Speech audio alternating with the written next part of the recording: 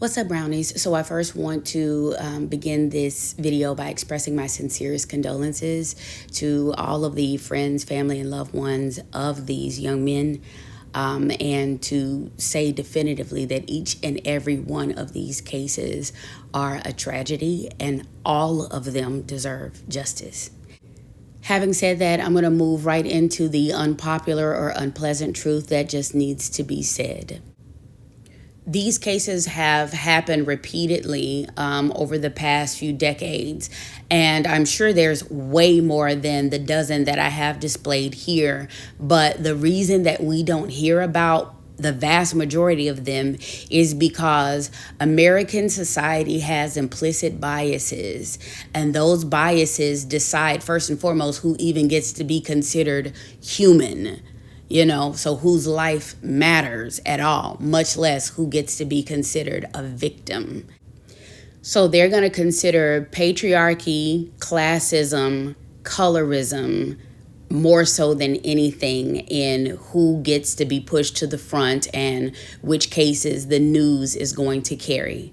And to really drive that point home, let's talk about the fact that there were two teenage black males who passed away via drowning on the 4th of July, 2026.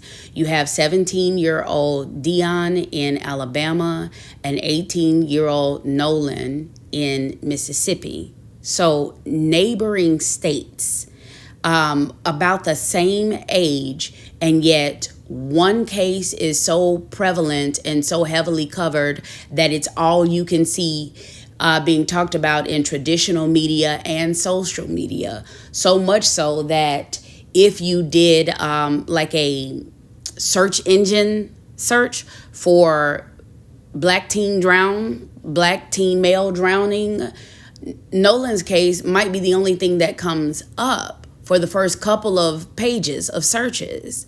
So let's talk about why he's getting pushed to the front. First and foremost, what I noticed about the vast majority of these cases is these young boys are poor and fatherless. So when America can't trot out the two-parent household, whole thing, whatever, your case is typically not going to quite matter as much if they have someone that they feel like meets the standard, right? So with Deion, he just had so much working against him. First and foremost, I couldn't find any information about his father at all. But as far as his mom, she's a single mom with a bunch of kids. That's not an attack on her. That's just me stating the fact. Some of which it seems like multiple of them she sent away to live with other relatives. But definitely Deion, she did. And he was sent to Alabama to be raised by his uncle, who is not only gay, but also married to a white man. This is just what it looks like from the research. But by the way they talk around the subject, you can tell that this is an effort by the local press to not lean into the particulars of Deion's life much, right? Why? Well, Alabama is a definitive red state. And in a small town that's about 90% Caucasian, once you add the element of LGBTQ and interracial marriage, that community is simply not going to rally around this young boy. The media is not going to rally around. The local media isn't. They don't really want that story and that image with these types of details surrounding it out. And so just by being born into a family that America doesn't consider all American and ideal, that can be the reason why you don't get justice, right, for this young victim. But besides that, we had more cases this year already, like within months of Nolan's incident.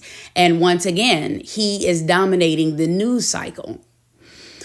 When these so-called community leaders and activists pick and choose which cases they're going to take, you're going to have certain sympathetic elements that they think that they can work with. So besides the poverty and the fatherlessness, particularly for the cases that happened in the Deep South, when you listen to a lot of these young boys' mothers speak, if it would be labeled as what the media would call ghetto or uneducated, no one wants to hear them talk. When they're not well dressed, not well spoken, their homes don't present well for interviews. A lot of these factors are taken into consideration. And don't shoot the messenger. If you go back and analyze it, you'll see this for yourself. Nolan gets to be pushed to the front for colorism reasons, first and foremost. His parents are presenting themselves as a married couple, two-parent household, well-to-do. His mom is Filipino.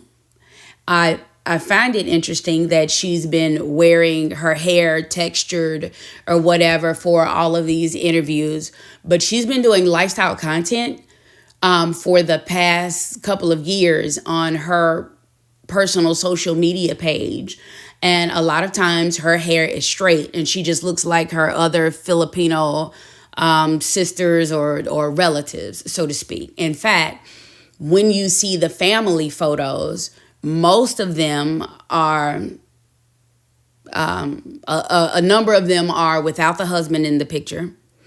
But for the ones that do have the husband in the picture, he looks like the only chocolate chip in a sugar cookie.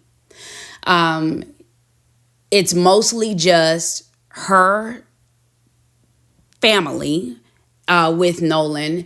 And of course, they look more Filipino than if, they're mixed with black. The Filipino or whatever Asian descent that they are, that shows up in them phenotypically more than American blackness. Some of you understand what I'm saying. There are going to be many people who are going to go out of their way to misunderstand. And that's fine too. It just still doesn't negate the truth.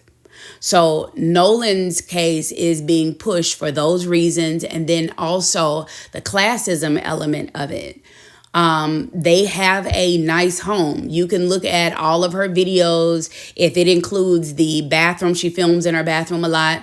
And then also the kitchen. When a home has these modern granted, you know all of the furnishings and finishings of a modern home, large square footage. You can tell by the size of the bathrooms and the kitchens. And when you appear to be more well-to-do, you already have some money behind you. That's going to be easier for the media to latch on to. And then also for the local news, if they feel like you're somebody important, like for instance, his mom is in the medical field and she's a healthcare worker. So all of those things together make Nolan matter more. And this is kind of a reminder of the throwback case that you see in the 2004 slot. Alonzo, there's two different Alonzos in these dozen cases that I have displayed here. But this particular Alonzo, his mother is just Hispanic or Latina. And so they trotted her out a lot. The paler you are, light bright next to white, that gets the push, right? So, and then also they had moved from like the inner city to a more bedroom community, like a more suburban home. And so all of that helps too, right? I'm just calling it like it is. So much so that this case happened all the way in 2004.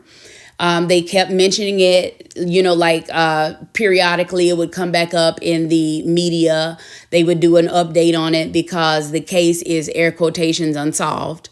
And they even did a reboot of Unsolved Mysteries. And he was one of the episodes. His case was one of the episodes in the first season. They then went and exhumed the body and opened the cold case back up because of the community push and interest in it. So one pattern that I noticed is that tended to happen for the biracials, but not for these other regular black boys, especially for the dark-skinned ones. But in at least half of these cases, what's happening is in your last moments, you were flirting with, talking to a white girl. And in all of these cases, according to the witnesses and the families before they were silenced, many of the poor single mom families were just silenced. Their stories started changing. And if you notice now, everybody's being pushed to say, oh, no, we don't think that it was a racial element to it. We don't think it was anything racial. It's extremely weird. Now, if you want me to do the detailed deep dive and break down each and every one of these cases, first and foremost, hype this video up. The algorithm is not going to push it alone. And so, of course, you're going to have to share the video with your other people, your mutuals, your contacts in your phone to get the views up. Make sure that it has the engagement, like, comment. If you recognize some of these cases, go ahead and drop the information in the comments so that people will know these are real people and real cases. As a mom whose son is about to head back to campus in 2 weeks, I don't want to put myself through the trauma of looking at these young boys who are around the same age and basically a reflection of exactly of my son. You know, I don't want to think about this any longer than I have to. But if there is an interest from the public, I will go ahead and do all of the details. If not, I'm just going to end by saying this, and I really don't care how you feel about it. The inherent anti-Blackness that we are programmed with in our subconscious is the ultimate culprit in all of these cases. And I want to just say something about the one that you see that looks like George Floyd underwater for 2023. That's because both of these kids were 14 or 15 years old. And when the white boy lured the little black boy to the water, once he started calling him, switched up on him, started calling him racial slurs and forcing his head under the water, he told him, I'm going to do you like George Floyd. You're going to be George Floyd. And so what I'm saying is where they are teaching their children hatred, you're teaching your children to prioritize assimilation and white validation, and it's not working in their favor. There are way too many videos of young black boys you can find on social media talking about how they prefer light bright next to white. I want a biracial with curly hair, light skin, curly hair, all of this type of stuff. But when you pedestalize whiteness and make it your goal, this is what ends up happening to your sons. This is why I hashtag this whole phenomenon, hashtag Emmett Still. Use the hashtag when you're talking about these subjects. And I just want to say, because of your need for assimilation and white validation, a lot of you are going to end up resting in preference instead of resting in peace. And I hate that for you.